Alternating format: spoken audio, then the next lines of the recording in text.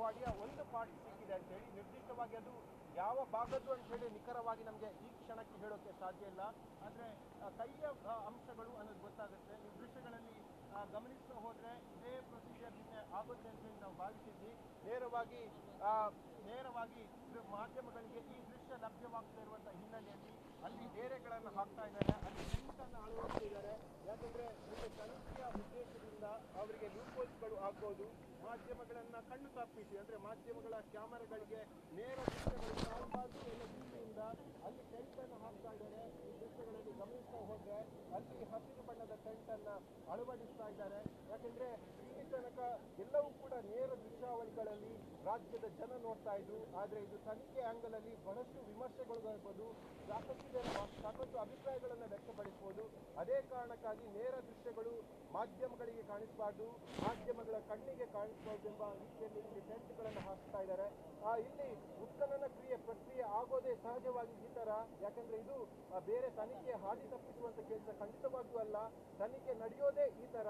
ಯಾವುದೇ ಒಂದು ಸಮಾಧಿಯನ್ನ ಅಗಿಯುವಂತ ಸಂದರ್ಭದಲ್ಲಿ ಅಲ್ಲಿ ಸೀಮಿತವಾದಂತಹ ಅಧಿಕಾರಿಗಳ ವರ್ಗ ಮಾತ್ರ ಇರಬೇಕು, ಹೊರತಾಗಿ ಅಲ್ಲಿ ಜನಸಾಮಾನ್ಯ ಆಗಿರ್ಬೋದು, ಮಾಧ್ಯಮದ ಪ್ರತಿನಿಧಿಗಳಿಗೆ ಯಾವುದೇ ಕಾರಣಕ್ಕೂ ಎಂಕಿ ಇಲ್ಲ.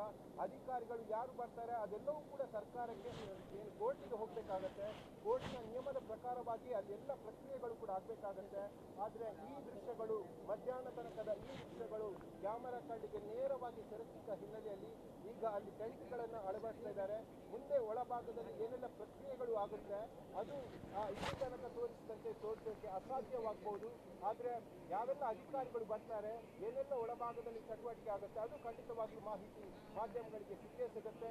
ಆದ್ರೆ ನೇರವಾದ ದೃಶ್ಯ ಇನ್ನು ಮುಂದೆ ಅಂದ್ರೆ ಮುಂದೆ ಆಗುವಂತ ಪ್ರೊಸೀಜರ್ಗಳು ಸಿಗೋದು ಬಹುತೇಕ ಡೌಟ್ ಅಂತ ಕಾಣಿಸುತ್ತೆ.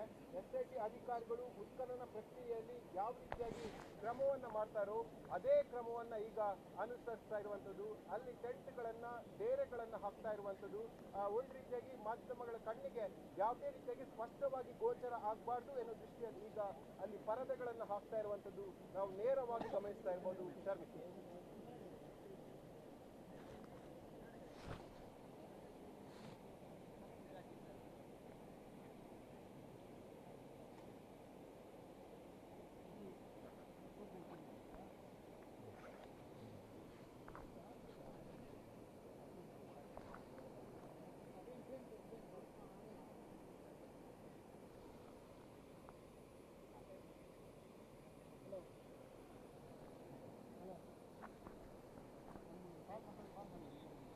ಖಂಡಿತ ಶರ್ಮಿತ. ಯಾಕೆಂದ್ರೆ ಇಲ್ಲಿ ಈ ಸುದ್ದಿ ಹೊರಗೆ ಬಂದ ನಂತರವಾಗಿ ಸಾಕಷ್ಟು ಜನ ಇಲ್ಲಿ ಗಮನಿಸ್ತಾ ಇದ್ದಾರೆ ಮತ್ತು ನದಿಯ ಇಕ್ಕೆಲಗಳಲ್ಲಿ ನಿಂತು ಅಲ್ಲಿ ಆಗ್ತಾ ಇರುವಂತಹ ವಿಚಾರಗಳನ್ನು ಕೂಡ ಗಮನಿಸ್ತಾ ಇದ್ದಾರೆ. ಸ್ಪಾಟ್ ನಂಬರ್ 2 ನಿಂದ ಸ್ಪಾಟ್ ನಂಬರ್ 5 ತನಕ ಅದೆಲ್ಲವೂ ಕೂಡ ಒಂದು ರೀತಿಯಾಗಿ ಡೀಪ್ ಫಾರೆಸ್ಟ್ ಅಲ್ಲಿ ಆಗ್ತಾ ಇದ್ದಂತ ಸಂಗತಿ. ಹಾಗಾಗಿ ನೇರವಾಗಿ ಜನರ ಕಣ್ಣಿಗೆ ಕಾಣ್ತಾ ಇರಲಿಲ್ಲ. ದಟ್ಟವಾದ ಅರಣ್ಯ ಇದೆ ಮತ್ತು ಗಿಡ ಗಂಟಿಗಳು ಅದರ ಎಲ್ಲ ಕೆಳಭಾಗದಲ್ಲಿ ಬೆಳೆದಿರುವಂಥದ್ದು. ಹಾಗಾಗಿ ನೇರ ದೃಶ್ಯಗಳು ಜನರಿಗೆ ಕಾಣ್ತಾ ಇರಲಿಲ್ಲ.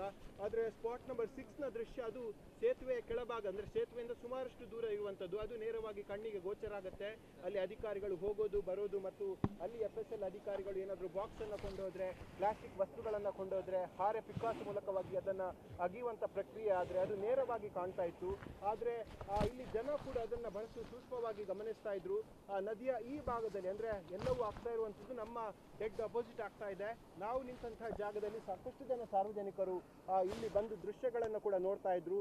ಆದ್ರೆ ಈ ಪ್ರಕ್ರಿಯೆ ನಡೆಯೋದೇ ಹೀಗೆ. ಇಲ್ಲಿ ಡೇರೆ ಹಾಕಿರೋದ್ರಲ್ಲಿ ಯಾವುದೇ ತಪ್ಪಿಲ್ಲ. ಯಾಕೆಂದ್ರೆ ಇಂಥ ಉತ್ಖನನ ಪ್ರಕ್ರಿಯೆ ನಡೆಯೋದೇ ಹೀಗೆ. ಒಂದು ವ್ಯಕ್ತಿಯ ಸಮಾಧಿಯನ್ನ ಅಗಿಯುವಂತ ಸಂದರ್ಭದಲ್ಲಿ ಅಲ್ಲಿ ಯಾರೂ ಕೂಡ ಅದನ್ನ ಗಮನಿಸಬಾರ್ದು. ಅದು ತನಿಖೆಗೆ ನಾಳೆ ಬೇರೆ ಏನಾದ್ರೂ ಕಾರಣಕ್ಕಾಗಿ ಲೂಫೋಲ್ಸ್ ಆಗುವಂತ ಸಾಧ್ಯತೆಗಳು ಕೂಡ ಇದೆ. ಅತ್ಯಮೂಲ್ಯ ಮಾಹಿತಿಗಳು ಅದು ಲೀಕ್ ಆಗುವಂತ ಸಾಧ್ಯತೆಗಳು ಕೂಡ ಇದೆ. ಈ ಹಿನ್ನೆಲೆಯಲ್ಲಿ ತನಿಖೆಯ ರೀತಿ ಯಾವ ನಡೀಬೇಕು ಅದೇ ರೀತಿ ಈಗ ತನಿಖೆ ಆಗ್ತಾ ಇರುವಂತದ್ದು. ಸ್ಪಾಟ್ ನಂಬರ್ 5 ತನಕ ನಿನ್ನೆ ಅದು ಡೀಪ್ ಫಾರೆಸ್ಟ್ ಅಲ್ಲಿ ಆದಂತ ಕಾರಣಕ್ಕಾಗಿ ಅಲ್ಲಿ ಜನಸಾಮಾನ್ಯ ಹೋಗೋಕೆ ಸಾಧ್ಯವಿರಲಿಲ್ಲ ಮತ್ತು ಹೊರಗೆ ನಿಂತು ನೋಡುವಾಗ್ಲೂ ಕೂಡ ಆ ಅರಣ್ಯ ಭಾಗದ ಒಳಭಾಗದಲ್ಲಿ ಏನೆಲ್ಲ ಪ್ರಕ್ರಿಯೆ ಆಗ್ತಾ ಇದೆ ಅನ್ನೋದು ಯಾರ ಕಣ್ಣಿಗೂ ತೋರ್ತಾ ಇರಲಿಲ್ಲ.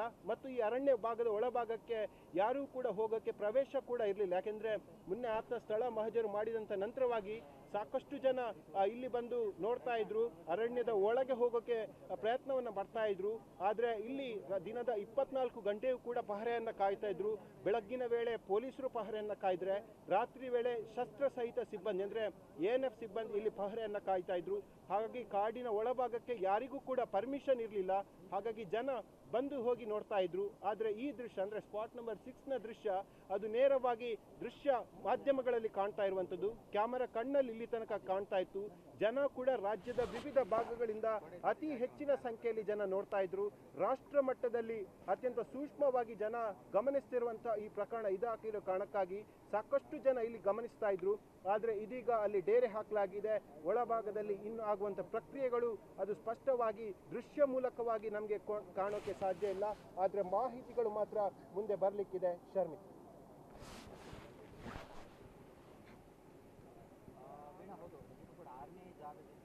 ನಿರೀಕ್ಷೆಗಳಿರಲಿಲ್ಲ, ಅವರಿಗೂ ಕೂಡ ನಿರೀಕ್ಷೆಗಳಿರಲಿಲ್ಲ 9ರಿಂದ ಈ ರೀತಿಯಾಗಿ ಅಸ್ಥಿಪಂಜರಗಳು ಸಿಗ್ಬೋದು ಅನ್ನುವಂಥದ್ದು. ಆದರೆ 6ನೇ ಜಾಗದಲ್ಲೇ ಆಗ ಅಸ್ಥಿಪಂಜರದ ಅವಶೇಷಗಳು ಪತ್ತೆಯಾಗಿರುವಂಥದ್ದು.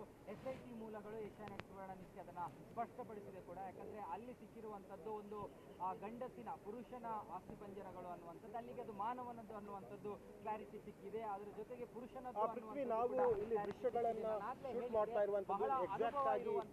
ಸೇತುವೆಯ ಕೆಳಭಾಗದಲ್ಲಿ ಅಂದ್ರೆ ಒಂದು ಖಾಸಗಿ ತೋಟವನ್ನ ದಾಟಿ ಒಂದು ಕೆಳಭಾಗದ ಪ್ರದೇಶಕ್ಕೆ ಬರಬೇಕು, ಅದು ನದಿಯ ತೀರ. ಆದ್ರೆ ಇಲ್ಲಿ ಮಾಧ್ಯಮದವರು ಹೊರತುಪಡಿಸಿಯಾಗಿ ಬೇರೆ ಸಾರ್ವಜನಿಕರ ಸಂಖ್ಯೆ ಬಹಳಷ್ಟು ಕಡಿಮೆ ಇದೆ. ಆದ್ರೆ